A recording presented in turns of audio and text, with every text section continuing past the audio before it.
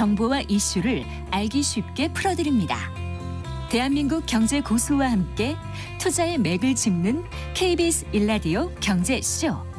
진행의 성기영 아나운서입니다.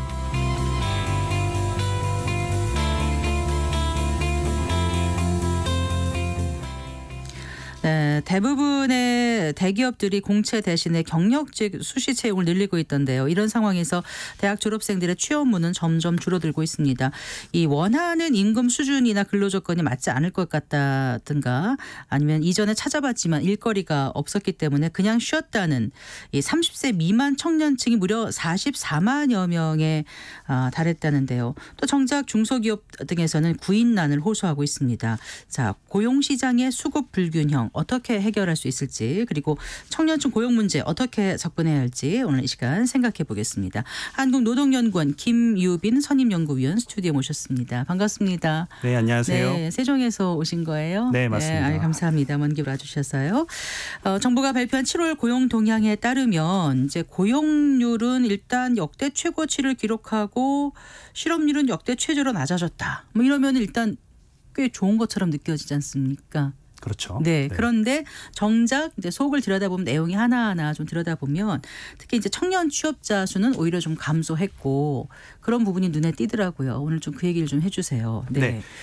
지난달 7월 기준으로 보게 되면 네. 전체 고용률이 63.3%였고요. 네. 실업률은 2.5%를 기록했거든요. 네. 실제로 우리나라가 1999년에 통계 개편을 했는데 네. 7월 기준으로만 비교했을 때 가장 높은 고용률이고 네. 또 가장 낮은 실업률을 기록한 거예요. 예. 그리고 취업자 측면에서 봤을 때 우리가 전체 인구의 취업자 증감을 보면 네. 취업자 증감이라고 하면 전년 동월, 그러니까 네. 지난해 같은 달을 비교하는 거죠. 네, 네. 그렇게 취업자가 늘었는지 줄었는지를 우리가 취업자 증감이라고 표현을 하는데 네. 우리나라가 2020년에 크게 코로나 충격을 받았잖아요. 네, 그 네. 이후에 회복을 할 때 또 세계가 놀랄 정도로 아주 빠르게 회복을 했는데 그 회복이 시작된 게 2021년 3월이에요. 네. 그 이후로 40개월이나 연속으로 취업자가 증가를 하고 있는 거거든요. 네.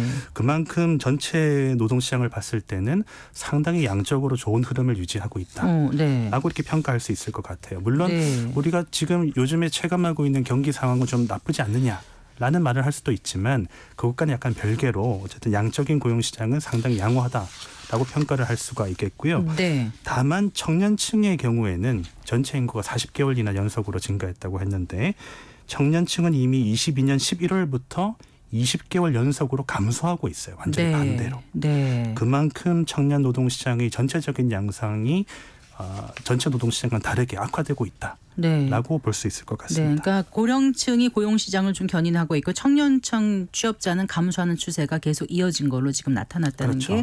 게 고용 동향 그 7월에 나온 건데 7월께 나온 건데 그 중에서도 가장 이제 좀 우려스러운 대목이 좀 충격적이었어요.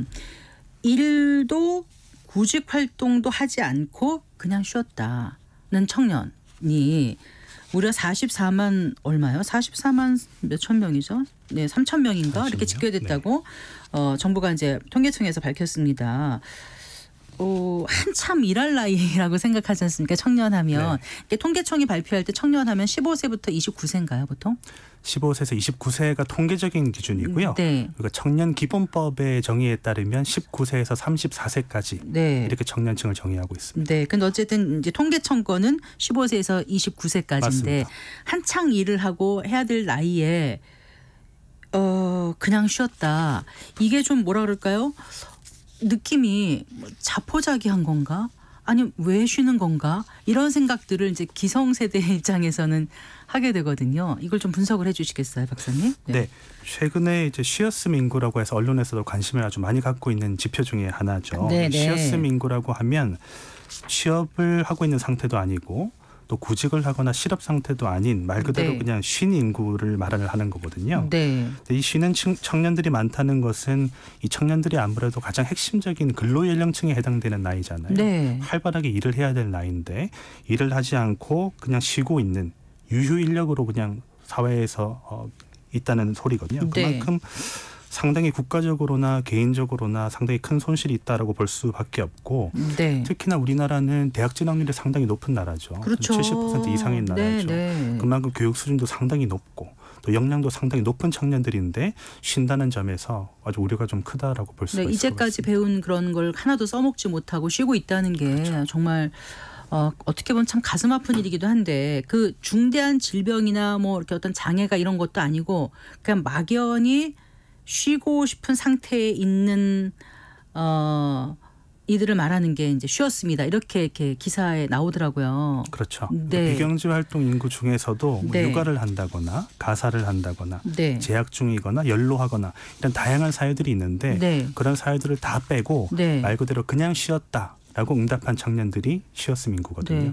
일단 청년층 인구는 줄고 있지 않습니까? 맞습니다. 그런데 그 쉬는 청년은 또 늘어나는 거예요. 줄면서 주는 게 아니라 청년층 자체는 주는데 쉬는 청년층은 늘어난다.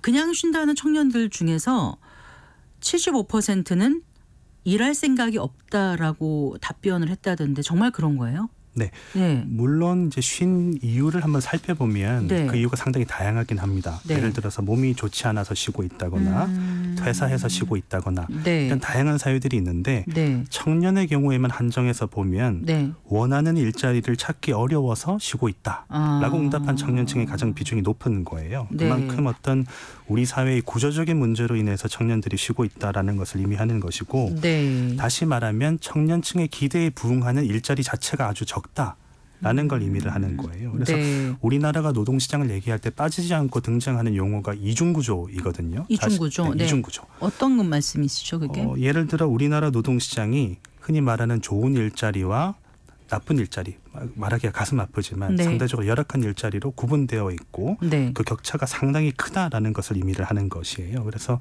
양질의 일자리라고 하면 대기업 일자리라든지 공기업 일자리 또 노동조합이 있는 일자리를 의미하는 것이고 네. 반대로 좀 열악한 일자리라고 하면 대부분을 차지하고 있는 중소기업 일자리, 네. 비정규직, 네. 그리고 노조가 없는 일자리 네. 이렇게 구분할 수 있는데 네. 문제는 그 양질의 일자리는 약 10% 남짓하고 나머지는 상대적으로 열악한 일자리라는 거죠. 네. 그만큼 청년층이 원하는 좋은 일자리가 부족하다는 방증이라고 볼 수가 있습니다. 근데 이 노동 시장의 이중 구조라고 표현하셨는데 그건 우리나라만 그렇습니까? 다른 나라들도 다 그렇지 않나요? 근데 이제 이게 비율이 어느 정도인지가 좀 다를 것 같긴 한데요. 그렇죠. 네. 그러니까 어느 나라든지 구조적으로 격차가 존재하고 있는데요. 네, 네. 다만 그 격차가 얼마나 큰지 그게 가장 문제인 거죠. 자연스럽게 아마 임금 수준에 대한 얘기로 넘어갈 텐데요.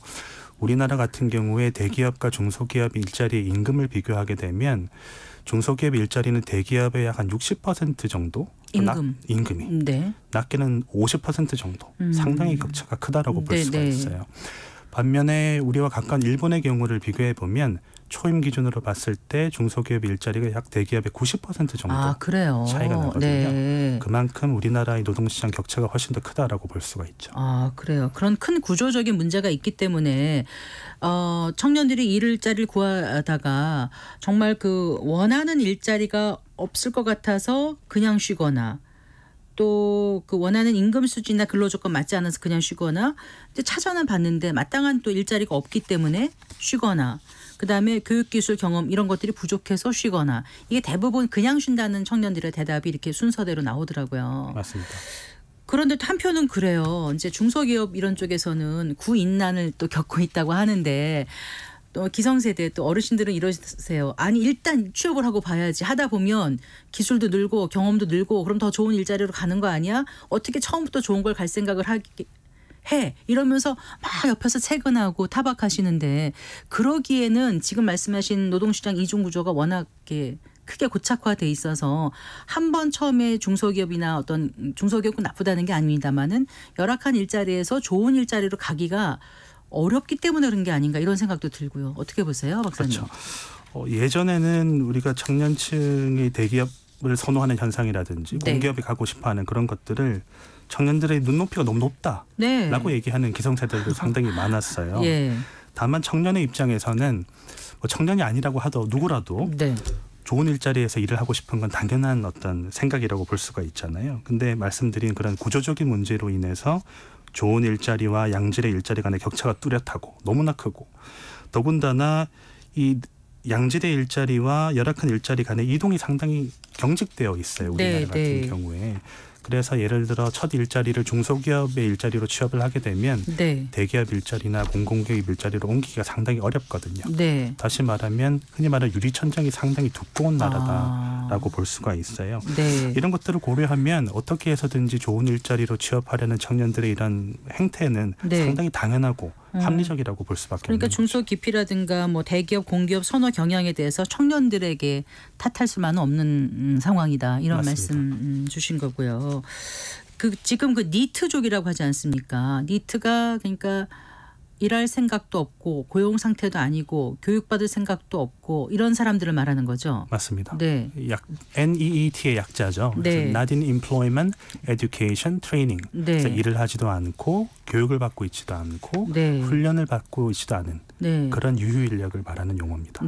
근데 그게 처음에 이제 유럽에서 시작됐다가 일본으로 확대되면서 이렇게 우리나라까지 이렇게 급속도로 이렇게 그 니트족이 많이 늘어날까 생각이 들 정도로 좀 많이 그 수가 늘어난 것 같다는 생각이 드는데 최근에는 그런데 왜 공무원 선호도는 왜 이렇게 또 떨어지는 거예요?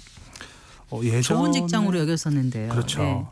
공무원에 대한 선호가 상당히 높았었잖아요. 예전에 공무원의 선호도가 높았던 거 이유를 한번 살펴보면 일단은 고용 안정성이 상당히 높은 안정적인 직업이라는 거죠. 정년의 혜택을 끝까지 누리고 자신이 원할 때까지 일을 할 수 있다는 것이 하나고요. 임금 수준에서 보면 언뜻 생각하면 대기업이나 공기업에 비해서 낮을 수도 있다라고 생각을 하지만 예전에는 공무원 연금 혜택이 워낙 컸었잖아요. 그랬었죠. 그만큼 임금 수준에 있어서도 크게 낮지 않고 괜찮은 수준이다라는 거고요. 또 한 가지는 우리나라에서 공무원이라는 그 직업이 갖고 있는 레퓨테이션, 명예 같은 것들 상당히 커서 예전에는 공무원의 선호가 상당히 높았는데 최근에 들어와서는 이제 그 임금 격차라든지 임금 상승률도 상당히 낮기 때문에 대기업과 공공기업과 너무나 큰 격차가 나고 있고요. 더불어서 공무원 연금도 개혁되면서 연금 혜택도 많이 줄어들었고요. 더불어서 우리가 코로나19를 기점으로 해서 상당히 일하는 방식에 대한 변화가 일어나고 있는데 예전처럼 시간이나 장소가 종속되어 있지 않고 아주 자유로운 일자리를 선호하는 청년들의 선호가 높아졌잖아요. 그런 측면에서 보면 공무원 일자리는 너무나 보수적인 일자리인 거죠. 정해진 시간, 정해진 장소에서 정해진 일을 해야 되는 그런 일자리이기 때문에 대기업이나 공공기업에 비해서는 그 선호가 상당히 떨어져 있다라고 볼 수 있을 것 같습니다.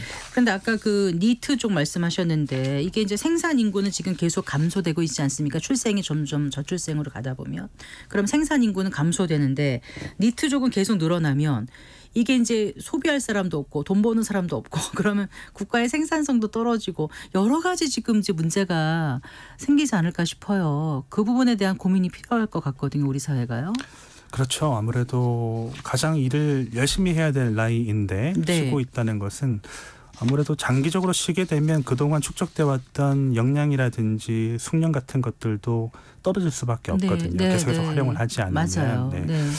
그리고 국가 거시적으로 봐도 뭐 생산성 하락이라든지 국가 경쟁력이 하락할 수밖에 없는 것이고 개인적으로도 그런 이 쉬었음 상태가 장기화되게 되면 생애 전체에 있어서 부정적인 영향을 미칠 수밖에 없는 거예요. 그래서 쉬지 않은 청년들과 비교해서는 훨씬 더 낮은 수준의 임금을 받거나 더욱더 열악한 일자리에서 일할 확률이 더 높아질 수밖에 없는 거죠. 그럼 비교 연구가 있었었죠. 그러니까 니트족을 경험해 본 사람과 아닌 사람이 이제 생애 전체를 봤을 때 얼마만큼 더 일자리를 가질 기회가 많은지 실제 임금이 얼마나 차이가 나는지 그런 조사가 있었던 것 같더라고요. 임금 수준이 얼마나 나는지 보통은 평균적으로 쉬지 않은 청년들에 비해서는 약 한 70% 정도의 수준의 임금밖에 받지 못한다라는 연구들이 있고요. 또 그런 효과들이 계속해서 축적되고 있다라는 연구들이 많습니다. 자, 근데 이제 결국 그러면은 그 양극화된 일자리가 지금 문제이고 그 노동시장 이중 구조가 문제라고 말씀하셨는데 그거를 어떻게 그러면은 이제 바꿀 수 있을지 이게 고착화가 될수록 더 어려운 거 아니겠습니까? 그리고 질 좋은 일자리 를 마련을 해야 되는데 이게 이제 뭐 어떤 대책이 좀 나온다고 해서 그게 단박에 바뀌지는 않을 것 같고요. 큰 틀에서 어떻게 좀 정책을 가져가야 될지 좀 말씀해 주세요, 박사님. 우선 우리가 청년 고용 문제라고 이렇게 표현을 하지만 지금까지 얘기를 나눴지만 그게 청년 고용의 문제만은 아니잖아요. 기성세대들이 만들어 놓은 노동시장의 구조적인 문제라고 볼 수가 있거든요. 네. 특히나 아까 말씀 나눈 이중구조라고 하는 것이 예전에 대기업 위주 그리고 수출 위주의 우리가 성장을 거뒀는데 네. 그로부터 낙수 효과가 이제는 되게 사라지는 상태예요. 네. 대기업의 혜택이 중소기업으로까지 이어지지 않고 있는 상태이고 네. 또한 우리가 흔히 말하는 불공정한 원하청 제도, 원청과 하청 간의 네. 불공정 거래 네. 이것들이 아직까지도 관행적으로 남아있는 시대고요. 그러네요. 네. 또 생산성 자체가 상당히 지금은 낮은 상태로 고착화되어 있죠. 네, 흔히 네. 뉴노멀 시대라고 얘기를 하는데 더 이상 과거와 같은 높은 생산성을 기대하기는 어려운 상태이거든요. 그러네요. 네. 그래서 이러한 전반적인 전체 노동시장의 문제가 해결되지 않고서는 청년고용 문제도 해결하기 어렵다라는 게 일단은 첫 번째 포인트고요. 네. 두 번째로는 일자리 문제가 가장 큰 문제라고 하지만 단순하게 일자리 문제를 해결한다고 해서 청년들이 행복해지는 건 아니죠. 예를 들어 주거라든지 결혼, 네. 출산, 양육 이런 우리가 살아가면서 겪는 모든 이벤트들의 복합적인 문제이거든요. 네, 청년의 네. 문제가. 그래서 단순히 일자리만 해결해야 되는 것이 아니라 전반적인 모든 문제를 해결해야지 어느 정도는 가시적인 성과를 거둘 수 있지 않을까라고 생각을 하고 있습니다. 네. 그 일본에서 그 한때 그 니트족들이 사회 문제가 되기도 했었지 않습니까? 그런데 최근 보면 일본의 경우는 정말 그 완전 고용 시대가 돌아있을 정도라는 얘기가 나오거든요. 이걸 어떻게 극복했는지가 궁금해요, 박사님. 네. 우리가 이제 경제 발전을 해온 그런 추세라든지 네네. 인구 구조가 일본과 상당히 비슷하거든요. 그건 사실이고요. 그래서 일본과 많이 비교를 하는데 세부적인 부분을 보면 상당히 좀 다른 측면이 많아요. 예를 들어서 인구 구조부터 보게 되면 네. 청년 고용은 베이비붐 세대와 연관성이 상당히 큽니다. 왜냐하면 베이비붐 세대가 은퇴를 할 때 나타나는 큰 그 일자리 빈 구멍을 청년들이 채워주는 역할을 하는 거거든요. 네, 네. 근데 일본의 베이비붐 세대 같은 경우는 우리가 단가이 세대라고 부르는데 네. 그 세대가 1947년부터 49년 사이에 약 한 3년간의 폭발적으로 증가를 했다는 거예요. 네, 네. 그러면 이 인구들이 은퇴를 할 때 네. 그만큼 그 3년간의 큰 구멍이 나게 되는 거죠. 네. 일본 같은 경우는 그 구멍을 청년들이 채울 수가 있었던 거예요. 네. 반면에 우리나라 같은 경우는 베이비붐 세대가 1차 베이비붐 세대와 우리 흔히 에코 세대라고 부르는 2차 베이비붐 세대로 나눠져 있고요. 네. 그 세대가 약 한 10년간 이렇게 걸쳐 있어요. 1차 베이비붐 세대도 한 10년간 인구가 점진적으로 늘어났고 네. 2차 베이비붐 세대도 마찬가지고요. 네. 이것이 의미하는 바는 이 사람들이 은퇴를 할 때도 큰 구멍이 나는 게 아니라 시장에 점진적으로 빈 일자리의 구멍이 나타난다는 거죠. 그러니까 청년들은 그 구멍이 적게 나는 상태에서 조금씩밖에 그 자리를 채울 수밖에 없는 그런 거예요. 그 베이비붐 세대의 빈 공백을 채우는 그런 문제에 있어서는 일본만큼 희망적이지 않은 부분이 더 많네요, 우리는요. 그렇죠. 일본 네. 같은 경우는 워낙 그런 상황이 좋기 때문에 제가 네. 작년에 일본에 다녀왔거든요. 근데 지하철에서 어떤 문구를 보고 놀랐던 게 저 일본어를 잘 못해서 그냥 띄엄띄엄 봤는데 26년이라고 이렇게 적혀 있더라고요. 그게 무슨 뜻이에요? 그게 무슨 의미인지 물었더니 벌써 26년 채용을 준비하고 있다라는 거더라고요. 네. 내년이 25년도 아니고 네. 26년에 뽑을 언제 사람을 가셨을 때요? 작년. 작년에 가셨을 때 네. 2023년에 3년 뒤에 채용을 준비하고 그렇죠. 있다고. 그만큼 청년을 구하기가 어렵다는 거죠. 일본 같은 경우는. 네. 반대로 말하면 청년들은 너무나 좋은 상황인 거예요. 네. 그만큼 상당히 일본 시장과 우리나라가 다르다라고 볼 수가 있고요. 또 아까 말씀 나눈 노동시장의 구조적인 문제가 가장 크죠. 네. 일본 같은 경우는 대기업과 중소기업 간의 임금 격차 크지가 않잖아요. 10%포인트 정도라고 그렇죠. 아까 말씀하셨잖아요. 10%포인트 정도 나타난다고 말했는데 그만큼 중소기업에 가거나 대기업에 가거나 차이가 없으니까 네. 어쨌든 일찍 노동시장에 진입하려는 그런 유인이 상당히 강한 거죠. 네. 또 우리나라 같은 경우는 어떻게 해서든 좋은 일자리로 취업을 해야 되니까 네. 계속해서 노동시장으로 취업하는 게 지연되고 있는 거. 이게 가장 큰 차이점이라고 볼 수가 있을 네. 것 같습니다.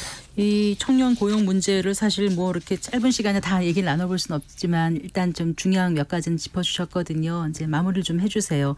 그 어떤 대책이나 지원이 당장에 필요한지 오늘만 해도 예산안에 정부가 좀 뭔가 청년 고용과 관련한 걸 좀 내놨더라고요. 네. 네.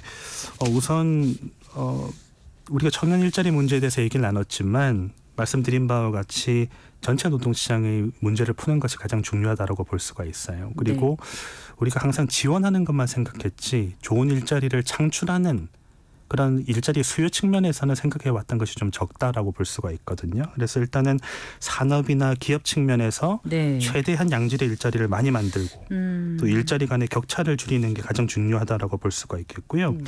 또 그런 일자리들이 마냥 중소기업의 일자리들을 의미하는 것은 아닐 것이고 청년들이 만족할 수 있는 근로 조건을 부여할 수 있는 일자리, 또 자기 개발에 희망을 주는 일자리, 또 성장 가능성이 높은 일자리를 창출할 수 있도록 기업을 지원하는 거. 이게 이제 한 가지 측면이라고 볼 수가 있을 것 같고요.